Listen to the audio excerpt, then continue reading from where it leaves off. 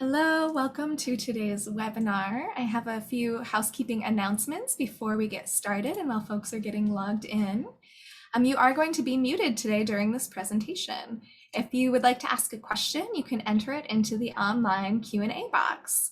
And this helps us keep organized and make sure that we're addressing all of your questions and facilitating that Q&A session there. We will save time at the end of the presentation to address as many questions as possible. This presentation is being recorded and will be made available on the Center for Occupational and Environmental Health YouTube page and the CA Labor Lab YouTube page. All participants who logged in with their registration email for the full live presentation today will receive an email tomorrow sent directly via Zoom, and that'll include links to the recording. It'll also include an evaluation form, and once you complete that evaluation form, that'll qualify you for a certificate of completion worth 1 continuing education contact hour. And once that evaluation form is completed, it'll automatically redirect you to access and print your certificate. And without further ado, I'm going to hand it over to Dr. Ed Yellen. Hi, welcome. I'm going to share my screen, hopefully. And so thank you for joining us. This is the last webinar in a series on the impact of COVID on employment.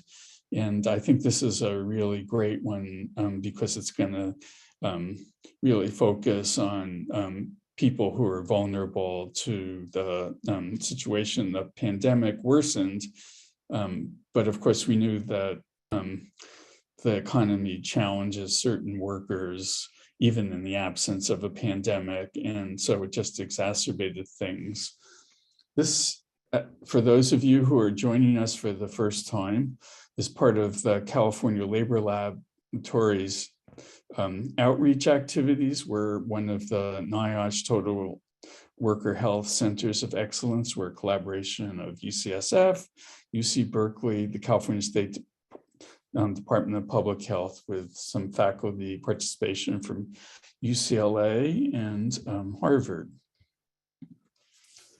The mission of our center is simple. It's to extend the pursuit of health and safety that's for traditional employment to those in a wide range of alternative arrangements in partnerships with communities that are affected by the changes in employment. I want to alert you to our fall series. The first 3 sessions have been cast in stone. And these are held in the last Wednesday of each month, just like this one. And the fall webinar series is Work and Health Across the Occupational Spectrum. Paul Blanc, who's the chief of occupational medicine at UCSF and also a historian of occupational medicine, will be presenting on September 26th. Annie McClanahan, who's a professor of English at UC Irvine, who's publishing a book on tip work and gig work and the rhetoric that underlies the notion of personal autonomy, will be giving our talk on October 26th. And then our center member, director of research for our center, Carissa Harris-Adamson, an occupational health person from UCSF, will be giving a talk on ergonomics of homework. We didn't have a webinar in May because we had our first annual conference held virtually between May 7th and 18th on precarious work, health, and economic threats. The video recording is now available for those who want to view sessions, individual sessions, or watch the whole meeting session by session. And you can see it's part of our website, callaborlab.ucsf.edu/conferences. And we're now planning our second annual conference for next May, and it's, I think, going to be wonderful. It's on the increasing surveillance and monitoring in contemporary employment, which we know adversely affects the welfare of workers, causing undue stress and obviously profound health impacts. So I'm going to stop sharing my screen and introduce today's moderator, Laura Stock. Laura is the Director of Community Engagement for the California Labor Lab, but her day job is the Director of the Labor Occupational Health Program at UC Berkeley, which has a unique position in bringing the voices of workers to bear on important occupational health issues in the contemporary labor market. So without further ado, Laura, it's yours. All right, thank you, Ed. And I'm very happy to be here to introduce this amazing panel. Excited that we are going to be focusing on the experience of frontline immigrant low-wage workers and hearing about their experiences during the pandemic and what we need moving forward. And we have an amazing set of people, most of whom I've worked with very closely and really appreciate the incredible work they're doing. And so I'm going to introduce folks now, and then I'm going to turn it over to Alejandra, who's going to organize, moderate this discussion. And I wanted to mention that we definitely will have 10 or 15 minutes at the end for comments and discussion from all of you. And as Michelle has posted in the chat, please add any questions going along into the Q&A box, and I will monitor those, and we will have time for questions at the end. So encourage you to do that as we're going forward. So I wanted to just take a few minutes to introduce our speakers. The first is Alejandra Domenzain, and I have the pleasure of working with her at the Labor Occupational Health Program. And she develops programs to improve the working conditions of immigrant low-wage workers in a variety of high-hazard industries through education and leadership development of workers, capacity building of organizations, policy advocacy, and community-based research. She has a tremendous amount of experience with a number of community-based organizations and will be helping to lead the discussion that we're going to be having. We also have Jassy Grewal, who is with the United Food and Commercial Workers Union. She joined UFCW Western State Councils in 2017, and she began as an intern, but was promoted to the legislative aide and legislative advocate, and now serves as UFCW Western State Council's legislative director, where she represents over 200,000 workers in the retail, grocery, pharmaceutical, cannabis, and other industries in California, Nevada, and Arizona. And in this role, she's been in the forefront of political and legislative issues at the state level, advocating for labor rights and workplace safety. And then we have Ben Masters, who is an organizer and campaign strategist who has built fast food organizing programs in key regions across the country, including New York, Chicago, Los Angeles, and the Bay Area. He currently works as the California field director of SEIU's Fight for 15 and a union campaign, and in that role leads a team of organizers who have supported more than 2,000 fast food strikers over the last 2 years as they demand safer working conditions and organize to pass AB 257, the Fast Recovery Act, which is a landmark piece of legislation that would increase power and protections for more than 500,000 fast food workers across the state. So welcome everyone, and I'm going to turn it over to you, Alejandra. Thank you, Laura. So I'm really excited to have these amazing guests with us today. My role in the beginning is just to provide some context for framing. We did promise in the title there's going to be some reflections from research. So that's my role. And then you're going to hear about a lot of other really exciting strategies from our guests. And so I guess just to start to kind of place ourselves in this moment in time, right? The WHO estimates about 15 million excess deaths worldwide. And, we're not finished, more than 1 million in the US. So one statistic that I thought really helped put it into perspective is it's as if we had a 9/11 attack every single day from the first of the year until December. That's what the toll, right? And we're not done, right? We don't know what's going to happen in the future. Will there be other variants? That our vaccines don't protect us well from. Well, what about all the folks that have long-term symptoms, which might be up to a third of us. And then just the fact that we don't really have a coordinated plan, right? State by state, school district by school district, employer by employer, there's different policies. And so, as Ed was mentioning in the beginning, there was people who bore the brunt disproportionately more than others. Who was it? Well, we know, right? We know which industries they were. They were the industries with essential workers. You see here a study from UC Merced that found, 30% increase in deaths in these industries. So 80% in the first like 10 months, right, before we had vaccines, before there was any hope on the horizon, 87% of the deaths came from low-wage essential workers. Another way to look at it is those who are in a lower social economic position. So here's another study from USF where we saw that 68% of folks who died were from the lower social economic classes. And if you compare like certain groups to others, it's even more dramatic, right? So if you are a low SEP adult, you're 5 times higher, your mortality rate is 5 times higher than those in the high incomes. And then specific ones like Hispanic men were 27 more times, right, likely to die than their white women. So we know that a lot of working age adults that paid the price with their life. Many were Latino, many were foreign born, and many had low formal education rates. So I want to just give you a few. I have kind of 7 things that I think like happened during COVID that were really highlighted during COVID, but are still with us. So this is some findings from a report that the Asian Law Caucus did that LHP had the honor to collaborate with low-wage Asian and Latinx workers in these industries. And so these are some of the things we found. So number 1, workers are not getting information. So, more than half, 2/3 of low-wage workers were not told what to do at all, like nothing, if they had symptoms or were exposed to COVID. And actually, a bunch of them were misinformed by their employer. They were told, for example, you don't have access to paid leave when they did. Second, just this fear of, culture of fear and powerlessness, which was so obvious. So in this study, most people didn't speak up because they knew nothing would change, right? They knew they would just get retaliated against, so they'd be stuck with the same working conditions.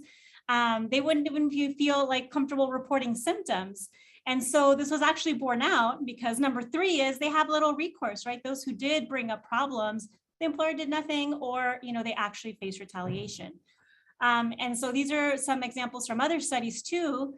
Number 4, I would say, is we still have no adequate access to paid sick leave, right? 95% of the highest wage workers have access and 33% of the lowest paid do. So most do not. And then we know that in September, the extra COVID leave that we have, December expires. So that puts us back at 3 days total per year per worker, right? Which is not adequate for anything, let alone, at times when we're still getting out of a pandemic. Number 5, workplace sexual harassment. This is a study by One Fair Wage that UC contributed to, where half of women have experienced sexual harassment, and many, especially women of color, just regularly experience it. So this isn't like a one-off thing. This is just part of their job. Also workplace assault. So this is a study done by Fight for 15 with some collaborators, and they examine, a 3-year period, just who called 911. And it's just an alarming rate, right, of violent and threatening incidents, including sexual assault. And so just, you can see, right, these are just like specific, this one McDonald's in this one town, and they have hundreds or thousands of calls to 911. Again, it's just a regular part of the job for them. And number 7 is stress. So, this is a study by UFCW with some collaborators as well, including LHP, and they documented a wide range of, disturbing conditions. But this one I thought was really interesting, just the mental stress, right? So in this time period, this is the percentages of people that reported feeling anxious, depressed, even having symptoms of a panic attack. And just to top it all off, let's not forget that we just as a baseline, right, have a problem with workplace mortality and illness and injury. So you can see what the numbers are here, for California, for the United States.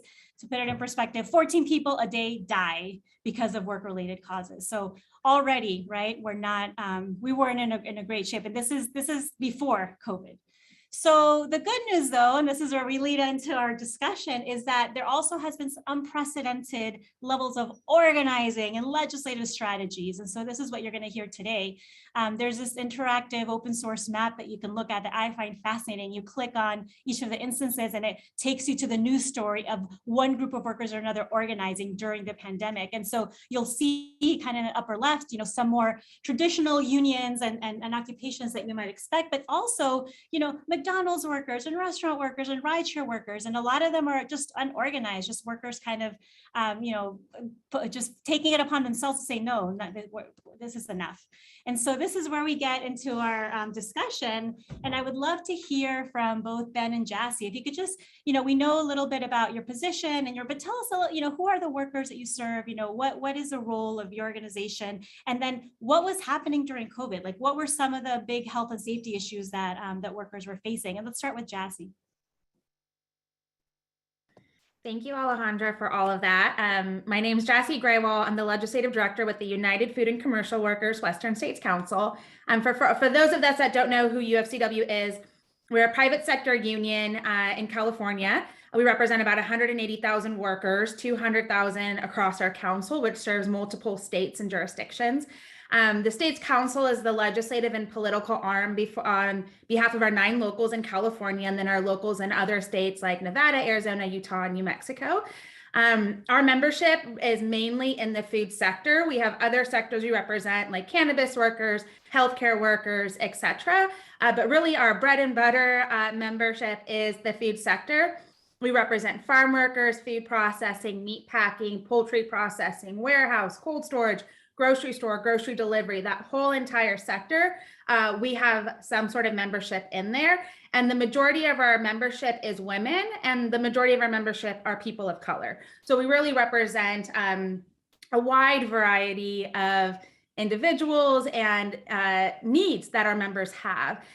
So some of the issues that we encountered before the pandemic and in the pandemic, one is just because it's top of mind. We recently had a shooting in San Jose that killed one of our members at a grocery store in Safeway, is workplace violence. This spans all of our industries that we represent and was really exacerbated by the pandemic. Our members were responsible for enforcing health and safety mandates at their work site.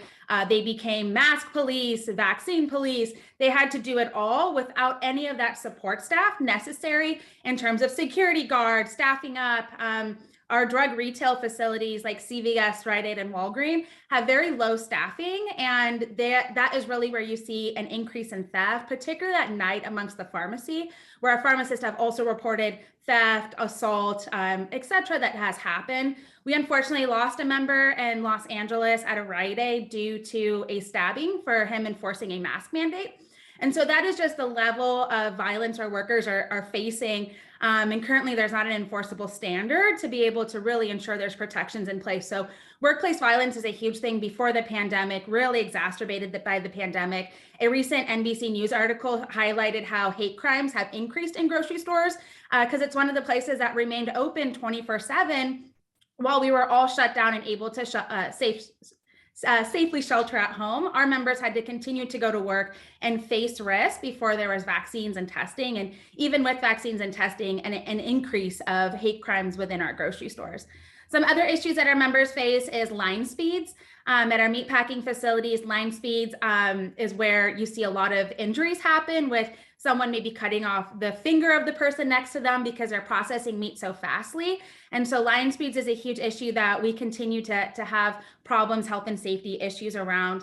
And then just quotas more generally, we're starting to see a lot of technology in our workplaces. The pandemic really exacerbated this and sort of sped up the timeline for the introduction of technology in the workplace. And so workers have to meet really difficult quotas where they're running around all day. They don't even get a chance to go to the bathroom. And when they do, they're docked for time off task because it takes so long to walk from one end of the warehouse to the other. And so those are just some of the issues our members are facing from pre-pandemic, exacerbated by the pandemic. And so just a flavor of some of the things our workers are facing.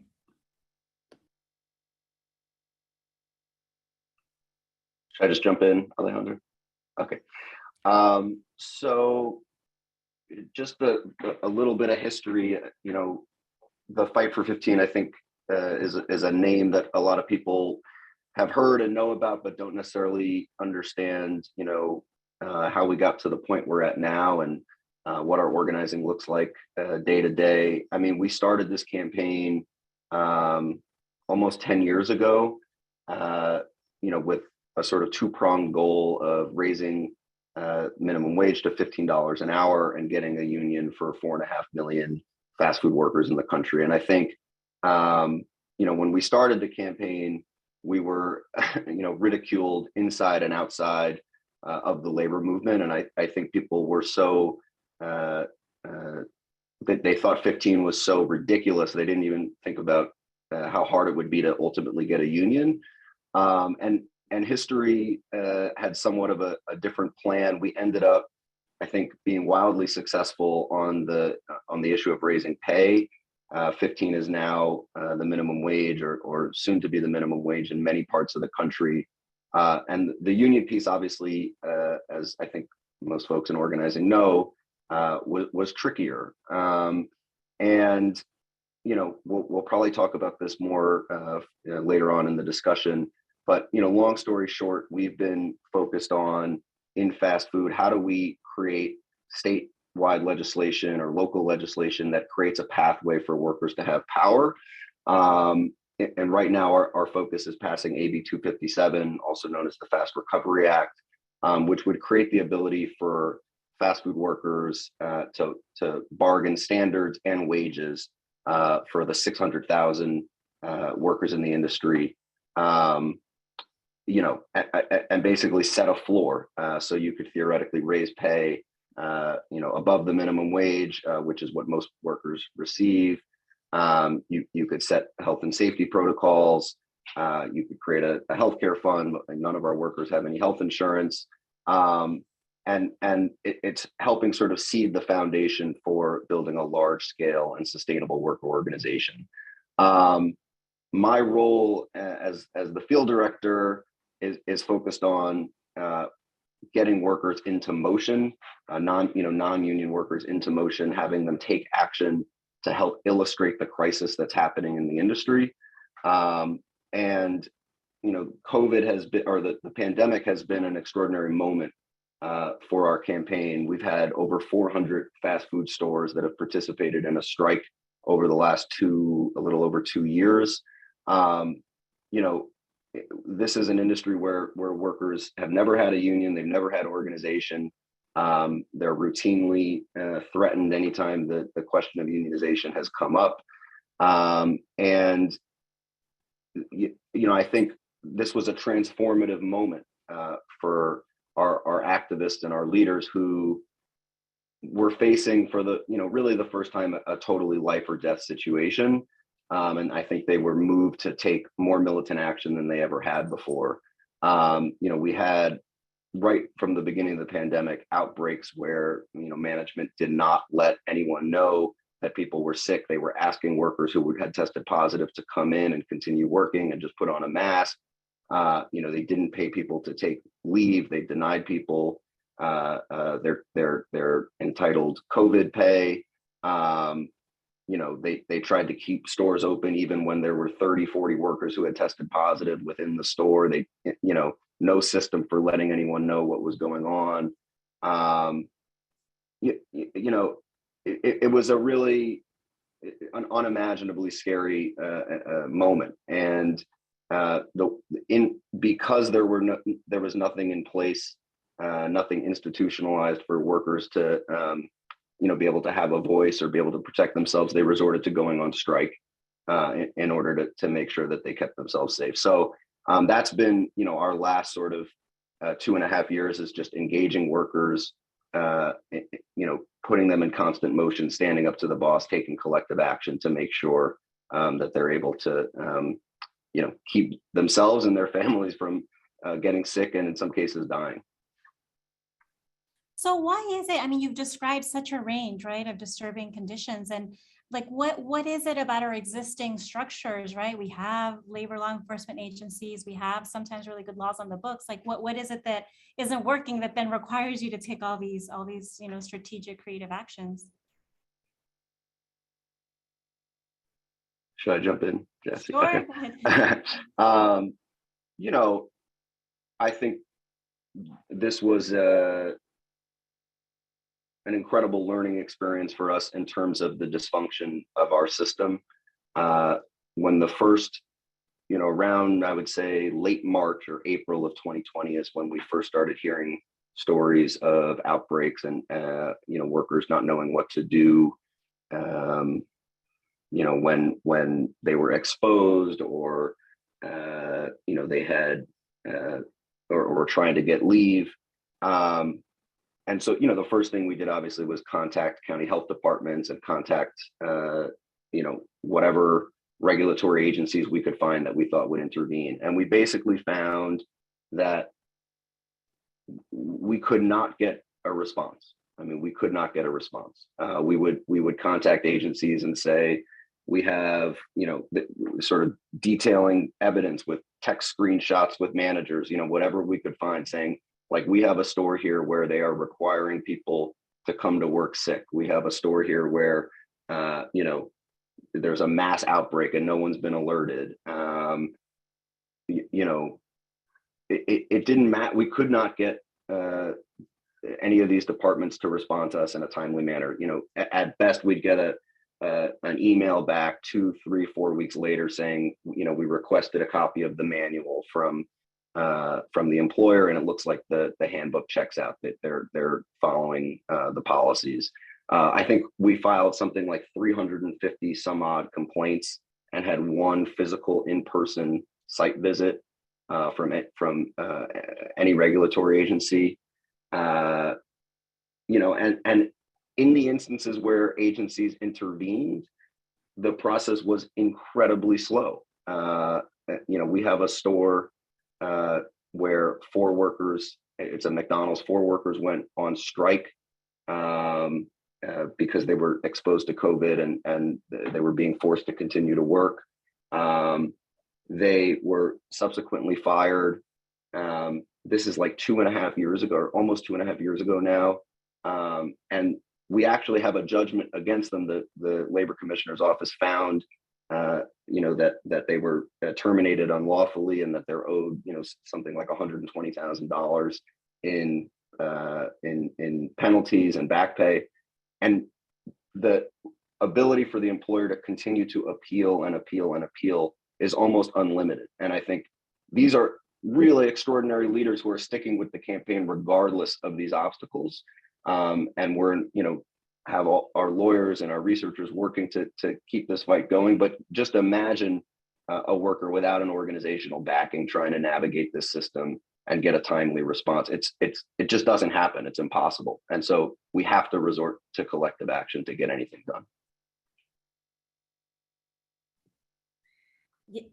Exactly what Ben said. I'd just like to add a few additional things to what he said, similar to the situations they were experiencing in fast food.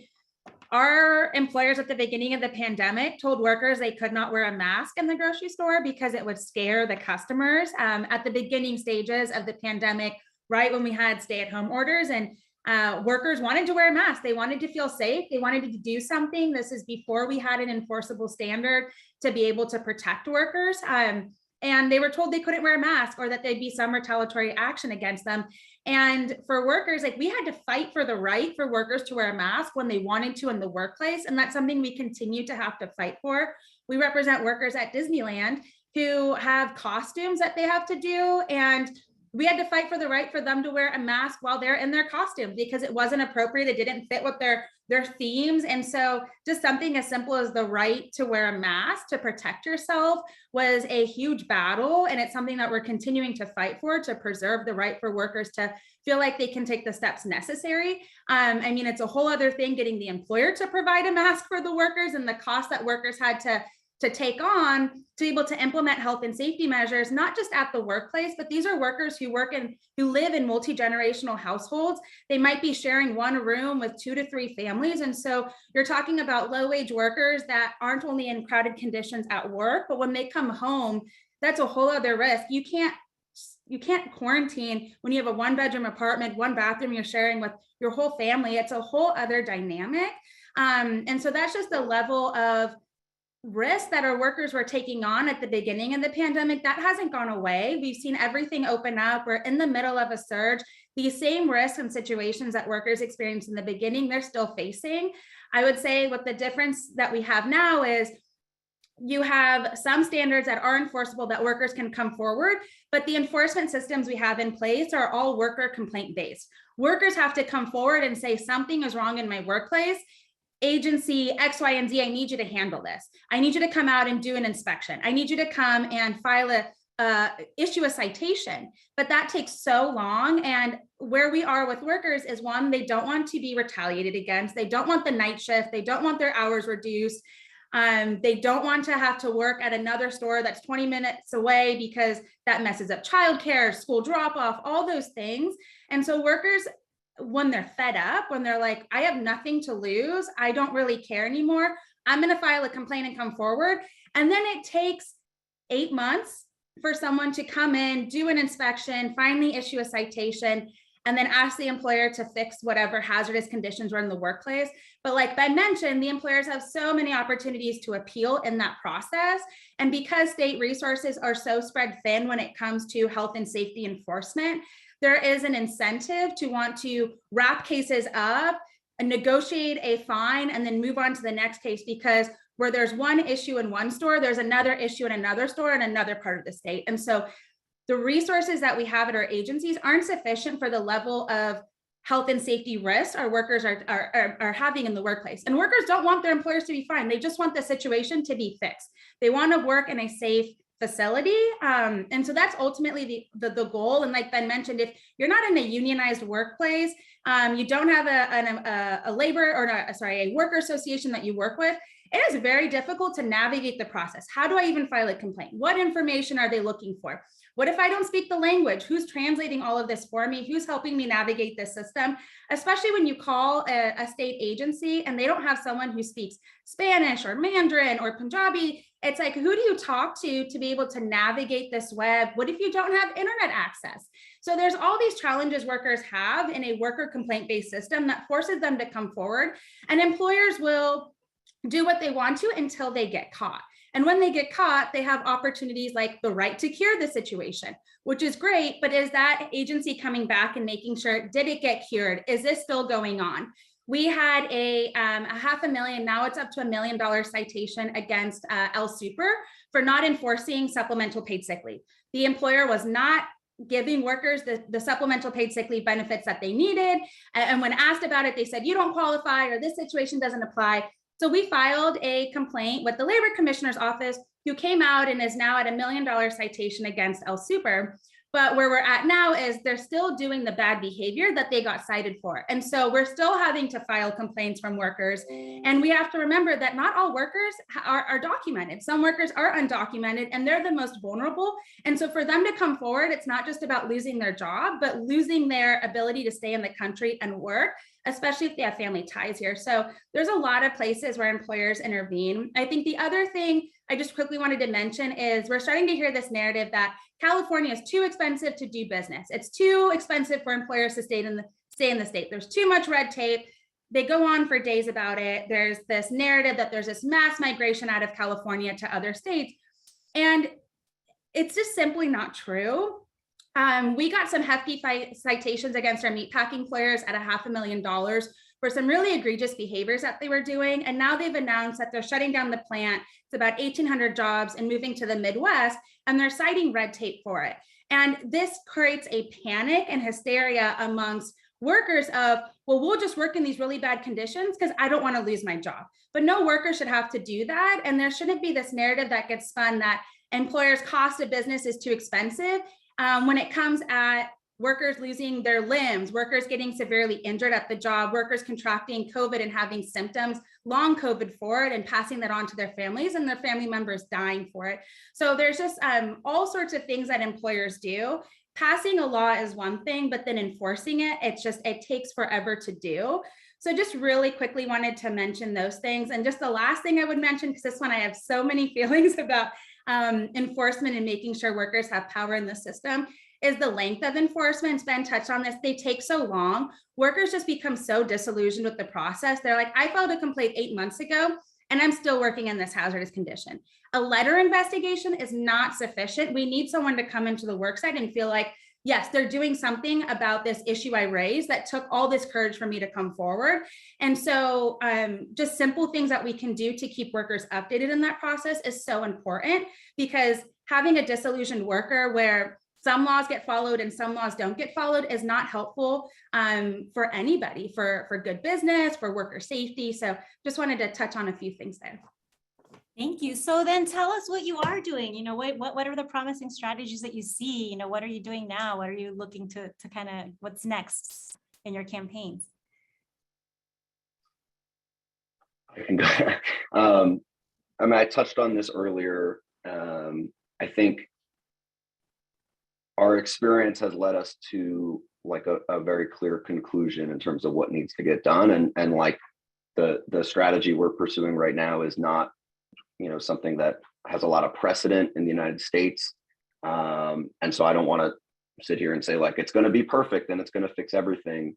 Because like Jassy said, like it's a constant fight. Even when you pass these laws, the fight for enforcement and the fight to make sure that these things are followed continues every day. You have to build, collective power at the store level to make sure this stuff gets done. But you know, our strategy is to pass this bill, AB 257, which would create a sectoral council and create the ability for regional, so it'd create a state sectoral council and then create the ability for regional sectoral councils that go beyond the floor set at the state level.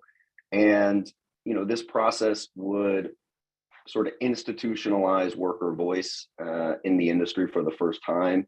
It would put workers alongside representatives from the industry and experts to figure out, how do we create sort of binding standards that all employers have to follow on wages, on health and safety, on fringe benefits, whatever else we can help, whatever else we can add to sort of materially improve the lives of fast food workers. And that we believe that this is the sort of the path to victory for the workers in our industry. It would first of all give them a real voice and allow them to speak up and give them a process to raise issues. But it would also, I think, on a statewide level, and then obviously with opportunities at the regional level, give people the opportunity to address these longstanding issues that up to this point, are pretty easy for the employers to ignore. Jassy brought up the security issue, which is a huge problem in fast food. There's restaurants, in all corners of the state. And, we have stores where people regularly come in who have mental health issues, who can be combative and violent. There was a worker at a Taco Bell a couple months ago who was shot and killed at point blank range because he refused to take a fake $20 bill from a customer. We had a worker in Oakland who in 2021 had her wrist broken by a customer and was beat up because she asked the customer to put a mask on. We have workers with no training in these areas being asked to like enforce safety standards and act as security in restaurants where this is completely outside of their control, and it's an issue so much more challenging and difficult than what they're paid to face. So we need to, these are problems that exist across the industry. They're extremely common, and like we need to have a process to address them, not at a store by store level, but across the board.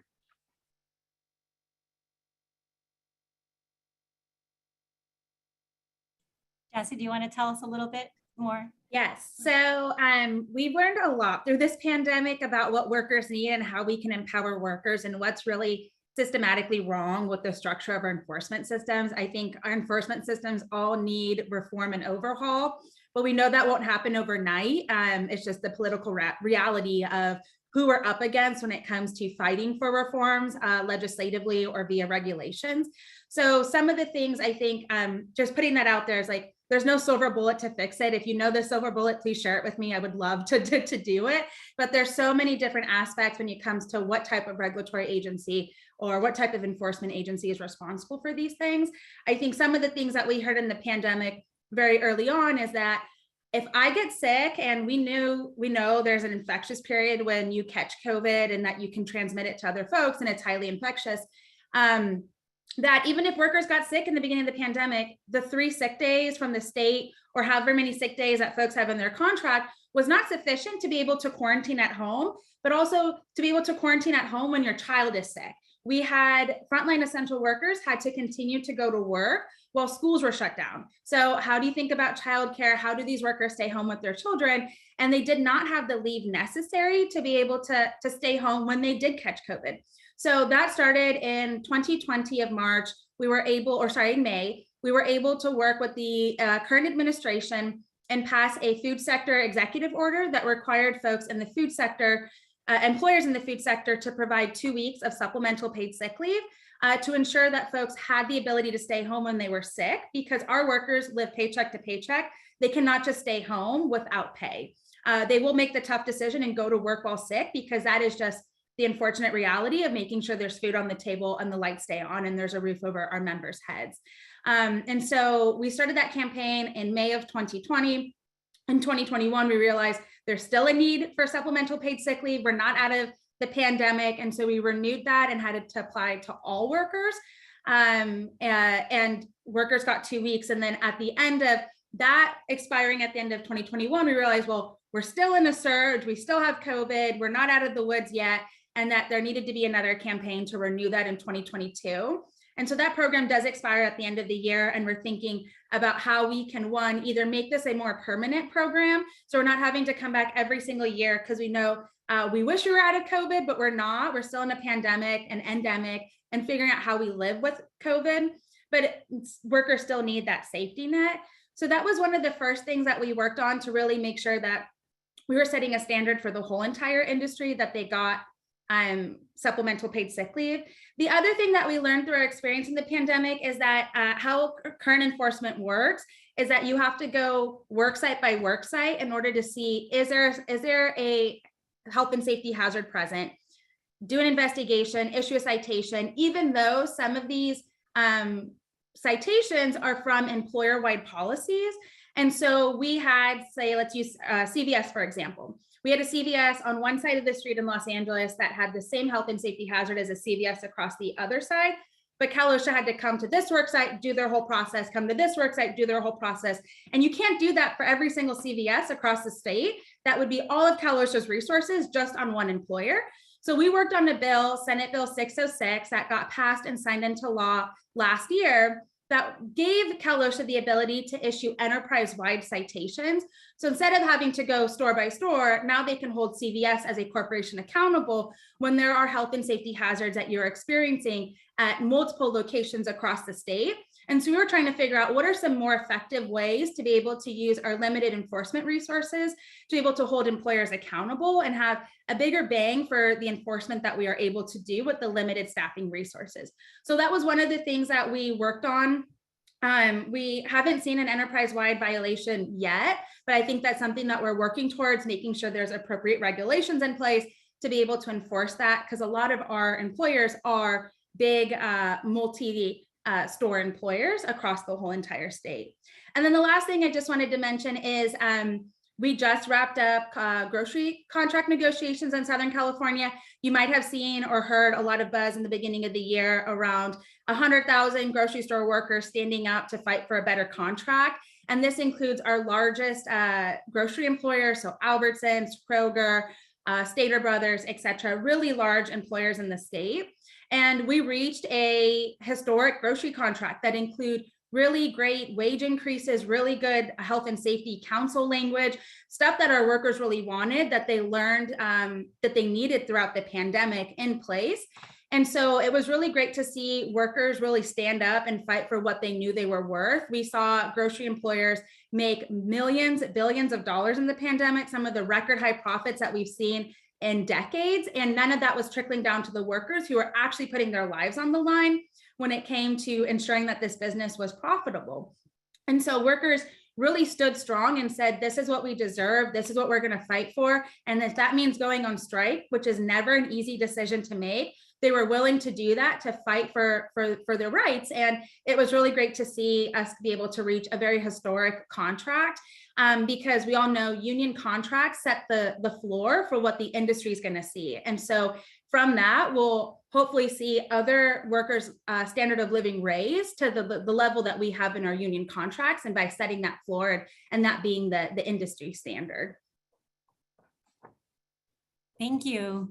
So we're going to start taking questions. So if you haven't had a chance to put your questions in that box, please go ahead and do that. And just as people start getting organized to do that, I feel like, one thing that I'm hearing from you guys is, the importance not just of these really strategic approaches that you're taking, right, to overcome the obstacles, but it's almost like there's big lessons just about like the labor movement and how we approach labor rights, right? So for example, Jassy and Ben, you were both making the point that a lot of our labor issues are very reactive, right? They're based on worker complaints. It's kind of on this assumption that it's like everything's going right, and once in a while some problem comes up and then we come, help you fix it, when whole business models are made on the basis of just widespread violations, like we saw, or things like just the intersection of issues, right? Like how can you deal with the fear of retaliation of undocumented workers until you deal with immigration reform, that kind of thing, or mental health issues, right? If you're going to be dealing with the public, and that's just a rampant, issue that's been unaddressed. And so, yeah, I don't know, Laura, do you want to start with the questions? Sure. There is a question about, and I see a note from you as well, Jassy. There was a question from somebody in the audience about the issue around masking and wildfire smoke, because obviously we know that masks are very important for COVID, and we know we're entering wildfire season. We're actually already in it. And the provision of masks is essential to protect, essential workers who are exposed to wildfire smoke. So there was a question about, how do you see that applying, and whether or not that is something that you've dealt with. I would say in general, just as a quick, my memory, and please, add in, is that the wildfire smoke does apply to anyone who routinely is working outdoors. We need to look a little bit more if there's certain exclusions, but I believe if somebody who's routinely doing their work outdoors, they would be covered by that. So does anybody have any comments on whether that issue has come up for your members, and whether you've seen sort of similar problems relative to access to masks? I'm happy to take this, since we represent Disneyland workers. Often these are conversations that you have regulations that come out, and how does enforcement look like? And we try to work with our employers and say, this is how we would like to see implementation, or here's how our workers view implementation. But often these become part of our collective bargaining agreements, our worker contracts that we have, of how is this going to look? How do workers be able to protect themselves in situations like wildfire season? And I think it's sometimes very tricky. N95 masks, if you've had to wear one while doing physically extraneous work, it is very difficult to wear. And it actually is not good if you're doing very physically intensive work for long periods of time. Especially if you have like medical conditions like asthma. And so workers sometimes are like, I can't wear this mask all day. It's very difficult. And we don't blame them. If I had to wear a mask for 40 hours every week, it's not an easy thing to do, especially if it's like wildfire season is also in correlation with really high heat season. So we have really bad heat waves while you have wildfire season. You're wearing all this equipment. Now you have to wear a mask. And so those are things we like to talk to our workers about. How would you like this to work in your workplace?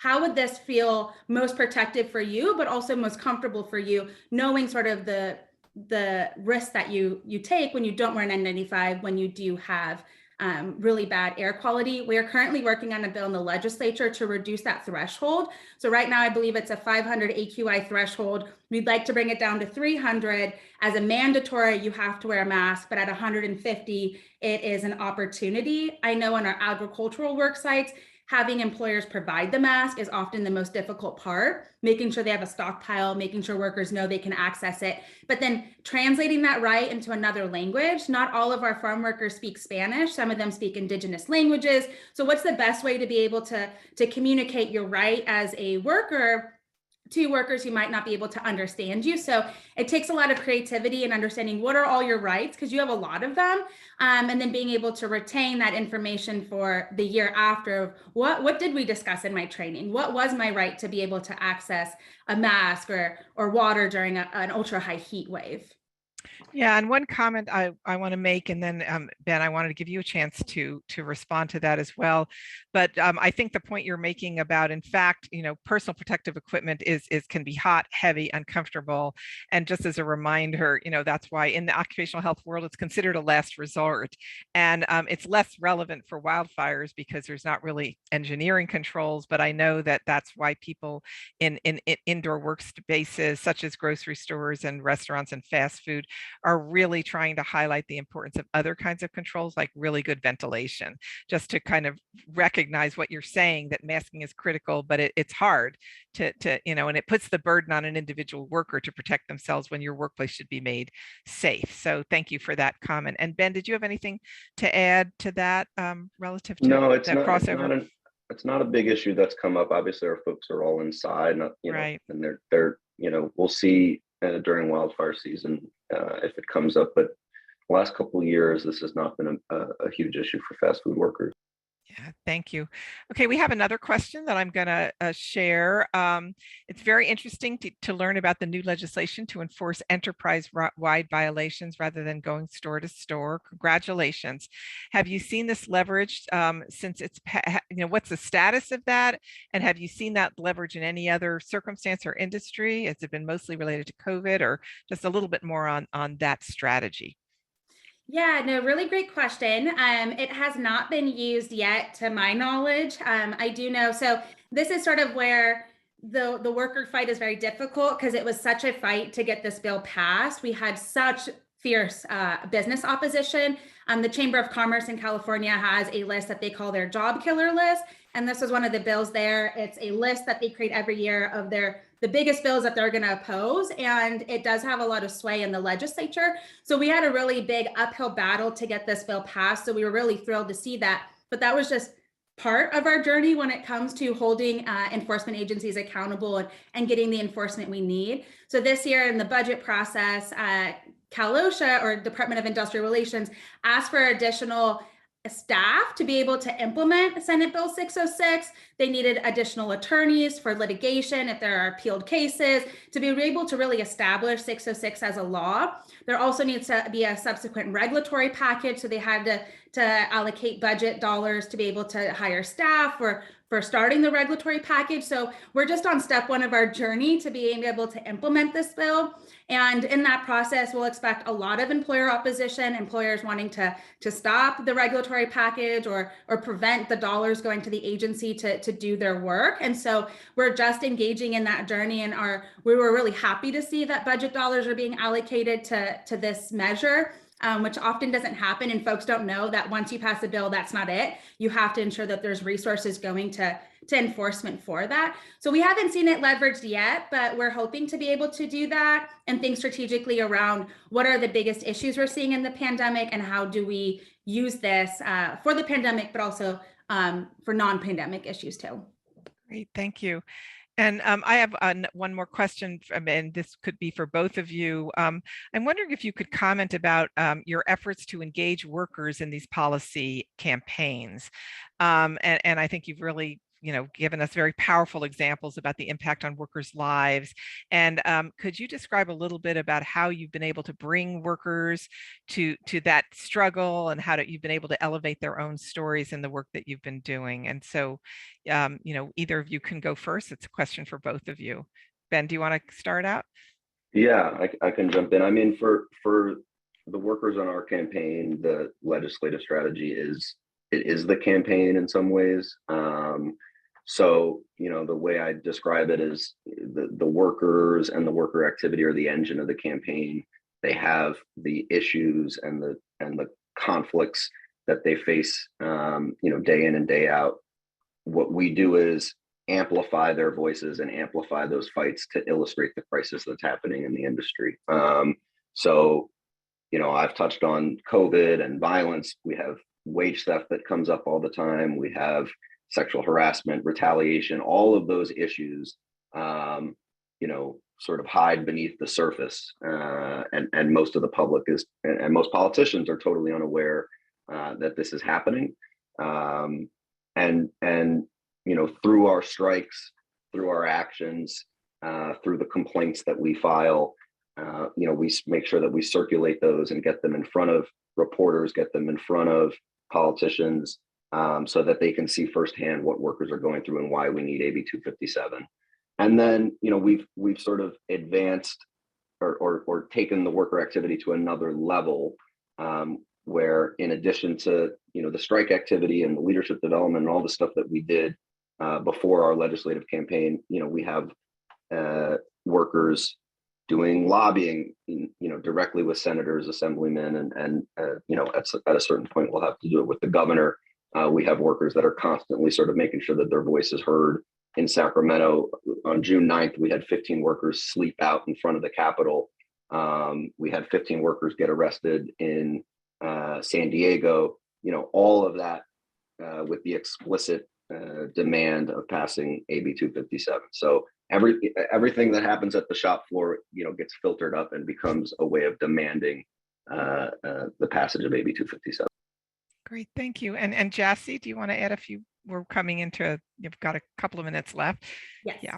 So we strongly believe that no one knows their workplace better than the workers themselves. They're there every single day. They understand what the issues are in their workplace, even though they might not have the scientific name for it, but they know what needs to be fixed. And so we like to take the lead of our workers in knowing what are the health and safety issues in the workplace, what is causing workers stress or anxiety or pain, like what is going on, and taking the lead from the workers there. I think the one big thing that we've been working on is establishing health and safety committees so that workers have a place to be able to talk about what are the issues in my workplace, and have the union there, but have their employer there to also listen and try to figure out a pathway forward on how we fix those issues, being led by the workers themselves.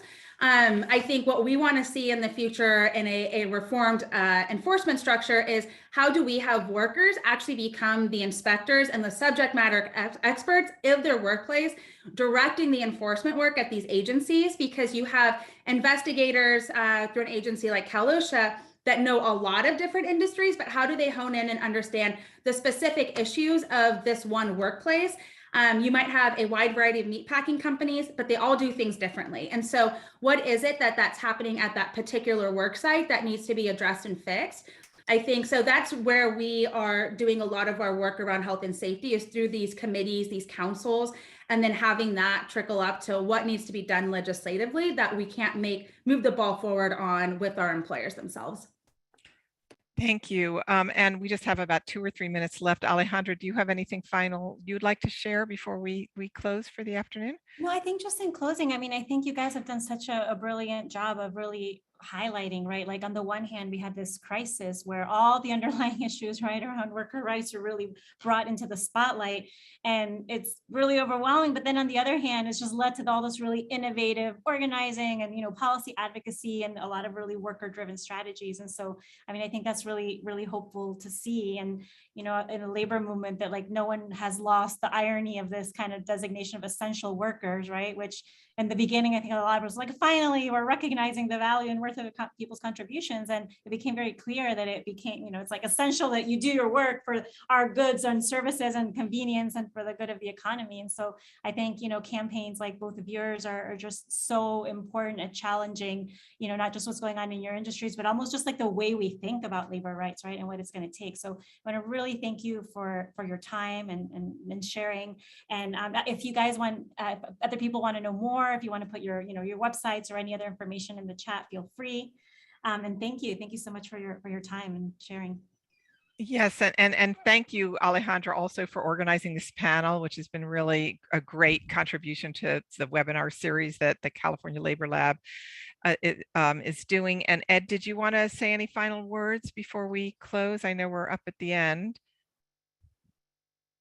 Well, I just put it in chat. What Okay. an amazingly educational session about the organizing that's going on through some very trying times. So thank you, Jassy, Alejandra, Ben, for your session, and Laura for your moderating. I thought this was just a fantastic way of closing our series on the impact of COVID on the employment situation in California.